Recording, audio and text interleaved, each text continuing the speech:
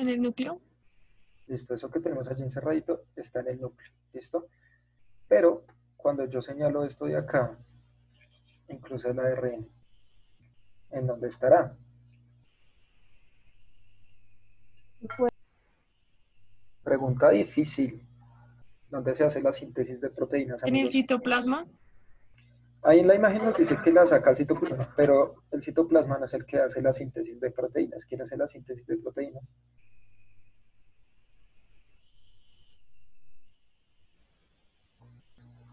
ribosoma. Ajá, los ribosomas. ¿Listo? Recuerde que los ribosomas van a estar pegados a un organelo celular que se llama el retículo endoplasmático rugoso y recibe su nombre de rugoso por los ribosomas, que son como estas pepitas o bolitas que están ahí pegadas. ¿Listo? Entonces, lo único que hace el ADN, ¿cierto? Es guardar la información genética. Y como ustedes ven acá, hace el proceso también de replicación, o sea, puede duplicar el ADN, sobre todo cuando la célula se está dividiendo para formar otra célula, hace ese proceso de replicación. Pero si necesita crear cosas, si le dicen, bueno, necesitamos crear una célula de tal tipo o tal proteína, ¿cierto? Lo que va a hacer el ribosoma es mandar un ARN, ¿cierto? Y ese ARN, esa hebra de ARN, lo que va a hacer es transcribir, ¿sí? Va a copiar este material genético y posteriormente lo va a traducir en proteínas, o sea, va a crear proteínas, ¿listo? O sea, quien hace ese trabajo de transportar como tal va a ser el ARN, ¿listo? Por eso hay un ARN que se llama ARN mensajero, ¿listo? Bien. Entonces, ahora sí miremos qué es lo que nos dice la pregunta. A partir de la información presentada en el esquema, ¿cuál de las siguientes afirmaciones es correcta? Dice, el ADN es un mediador para la formación de proteínas a partir de la información del ARN. Ah, Eso no, es el Para mí sería el ARN. ARN. es al revés, ¿sí o no? Vamos Sí. a ir descartando. La información genética puede fluir desde el ADN hacia el ARN, pero no al contrario, ¿no? Digo que es falso porque dice que hay una transcripción inversa. Ajá, ya falsa, por eso. Muy bien. La información contenida en el ADN no se requiere para la formación de proteínas. Sí se requiere. Sí se requiere, o sea, totalmente. Está muy fácil, ¿no? Para que la información fluya del ADN a las proteínas se requiere transcripción y traducción. Esa es. Fácilmente. Ahí en la imagen no la están diciendo, ¿sí o no? Bien. Y ahora vamos a tener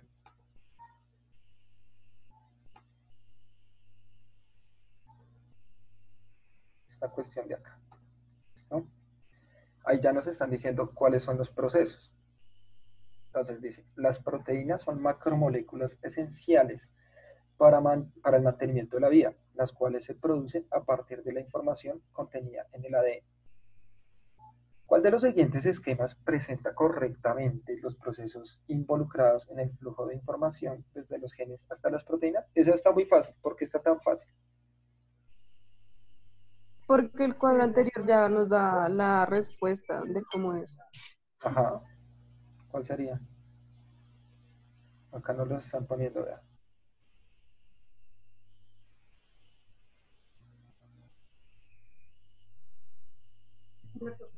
La sé. ¿Por qué? Porque es que eso dice que del ADN hace una transcripción al ARN y de ahí hace la traducción a las proteínas. La C. Sí, Sí, la sé. es la C.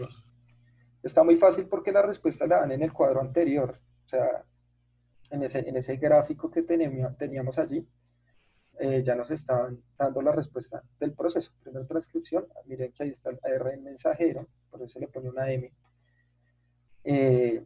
y eso genera las proteínas. Pero entonces vamos a ver lo siguiente. Bueno, esperen un momentito que quiero poner a convertir de una vez el video.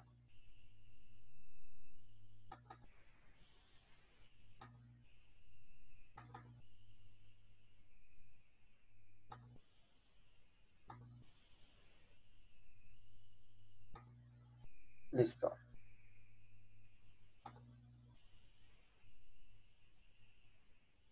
Entonces miremos acá.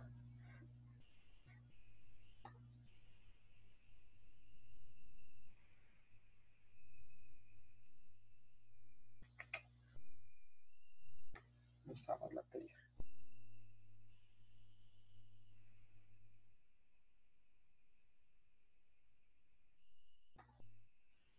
¿Se ve muy oscuro allí? Listo. No, profe. Ahí sí Te está voy a bien. ponerla acá mejor.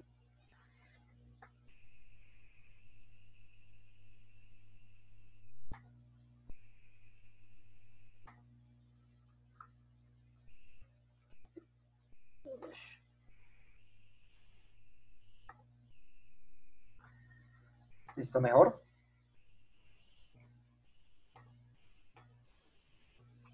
Sí, Sí, profe. La verdad sí se ve oscuro, no me había dado cuenta que sea ADN y ARN. Ah, bueno, entonces valió la pena. Entonces, miren, ahí ya nos están diciendo en esta imagen que es la C, ¿sí o no? Porque nos están diciendo que hay un proceso de transcripción y luego un proceso de traducción. Ahora, a esto lo vamos a llamar el dogma central, o sea, es como un centro de mando. Ahora, pues bueno, nosotros tenemos varias cosillas allí que nos van a,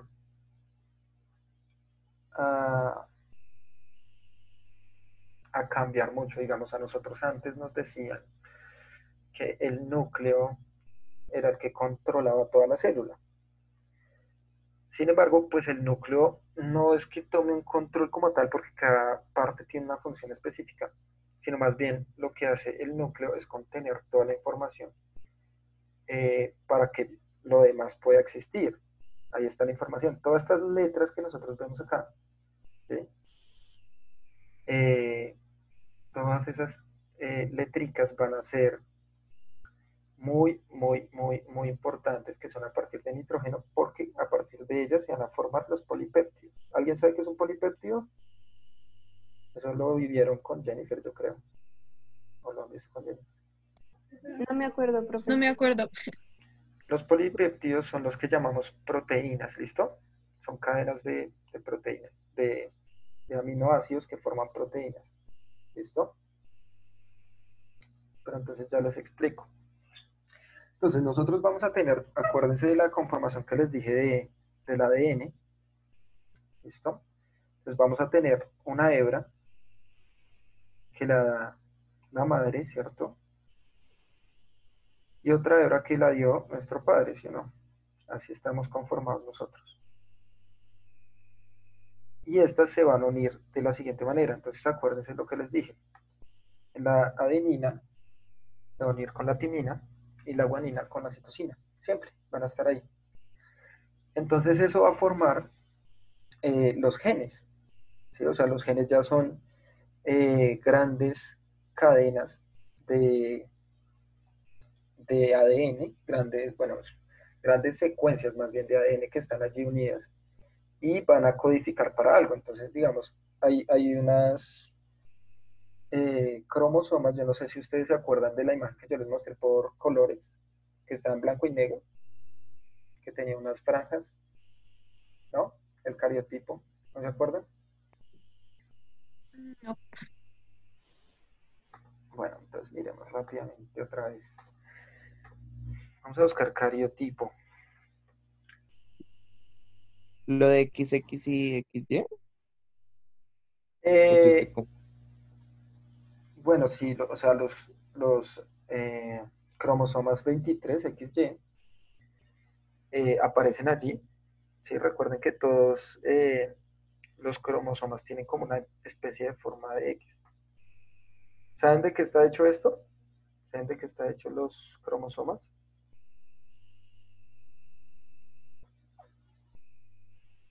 ¿Alguno cree saber de qué es? De cadenas de ADN. Muy bien. Es puro ADN. Lo que estamos viendo grises, otras blancas, a esos cambios de colores, ¿cierto? En esas zonas es donde vamos a encontrar los genes. ¿Listo? Obviamente ahí están muy comprimidos, ¿sí? Porque los cromosomas son la forma comprimida del ADN y forman esto. Ahora, esas X que nosotros vemos así, más o menos, no es que estén sueltas y ya, cada una está unida por una delgada hebra de ADN, ¿no? O sea, cuando pasa esta, pues esta se va a unir por esta y esta con esta, así todas están unidas. Lo que pasa es que cuando se van a dividir, toman esta forma de cromosomas en el proceso llamado, ¿cómo? ¿Cómo se llama ese proceso de división? División celular, chicos, lo que es la primera clase. ¿Mitosis? Muy bien. Bueno, en la mitosis y en la meiosis. Pasa lo mismo, ¿no? Cuando se va a ir la célula, se, se vuelven cromosomas y allí empieza a ser mucho más fácil. Entonces, estas franjitas, acá ya vemos como un dibujo digitalizado, estas franjitas nos van a indicar que hay genes.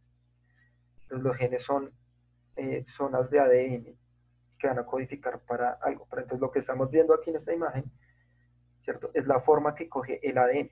Todo eso es ADN. Y entonces, yo quiero que ustedes piensen en una cosa, y es, todos los seres vivos, todos los seres vivos tenemos material genético. Puede ser ARN o ADN. La mayoría tenemos ADN.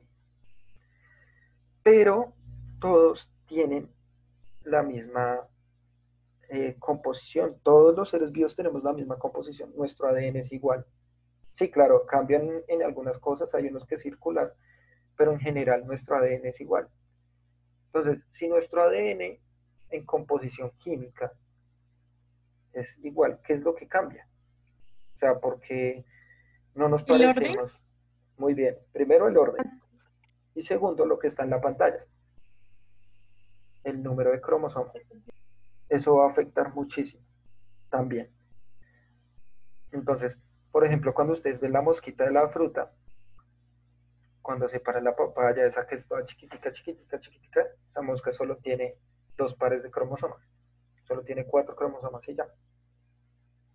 Y obviamente el orden en el cual están ubicadas esas letricas, las 4 letras que son las bases nitrogenadas, va a hacer cambiar todo, ¿cierto? Va a hacer que todo al interior de la célula y después en los tejidos y ya después cuando se forme en la planta, el animal, etcétera, va a ser totalmente diferente. Es a partir de esa organización del ADN. Por eso es que es tan importante la meiosis. ¿Sí se acuerdan de la meiosis? Sí, profe. Sí, ¿Qué profe. es la meiosis? A diferencia de la mitosis. Reproducción sexual. ¿Y eso qué significa? ¿Qué significa la reproducción sexual? La unión de un óvulo y un espermatozoide. No, porque eso ya es fecundación. Recuerda que la reproducción sexual es cuando se produce el espermatozoide o cuando se produce el óvulo. Pero el óvulo y el espermatozoide, bueno, en el caso de humanos, ¿no? Porque recuerden que en las plantas la célula sexual masculina está en el polen. ¿Listo? Pero, ¿qué características tienen estas células sexuales?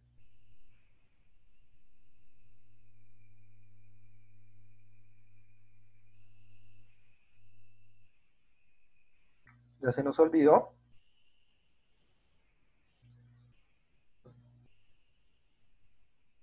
Entonces, vamos a verlo de forma un poco romántica. Se supone que un bebé, bueno, no siempre pasa, pero queremos creer que es así. Se supone que un bebé siempre será fruto del amor, ¿sí o no? Entonces veámoslo de una forma así contada como un cuentico. Se supone que cuando dos personas se enamoran, quieren encontrar su alma gemela, ¿sí o no? Entonces imagínense que hay una célula incompleta y necesita buscar otra célula incompleta para que ya esas dos se unan y formen algo perfecto, algo nuevo. Entonces, una célula perfecta sale del padre imperfecta, o sea, la mitad, eh, sale buscando su media naranja y se encuentra con la célula de la madre. Cuando se unen, forman algo perfecto que son ustedes, los hijos. Es decir, las células sexuales tienen la mitad de la información y llegan al óvulo y se unen con esa otra mitad de la información, ¿cierto? Por eso dicen, el hijo es el fruto de la unión. Entonces es como si se unieran esas dos almas en algo tangible y biológico llamado los hijos, que serían ustedes. Ustedes son la mitad del material genético que tienen, pero todos venimos de esta reproducción sexual, al menos que clonen a una persona, sería la única, pero venimos de esta información genética, ¿cierto? Que es la mitad y mitad. Entonces las células sexuales van a tener la mitad de la información genética de los padres, o sea, el espermatozoide va a tener la mitad de nuestra información genética, pero además de eso va a tenerla mezclada. A diferencia de la mitosis, recuerden que en la mitosis, al final de la mitosis salen dos células totalmente iguales. ¿Sí? Por eso, si nos cortamos, el cuerpo o las células de ese tejido empiezan a hacer mitosis para regenerarlo con células de ese mismo tejido, por ejemplo, de piel. Pero con los espermatozoides y con los óvulos pasa que cuando se hace la meiosis, eh, se mezcla, se revuelve ese material genético para que cuando se unan estas dos células sexuales en la fecundación, cuando se unan, eh, haya una muy buena variabilidad genética. ¿Y esto cómo se puede evidenciar? ¿Cómo lo dirían ustedes? ¿Cómo creen ustedes, perdón, que esto se puede evidenciar?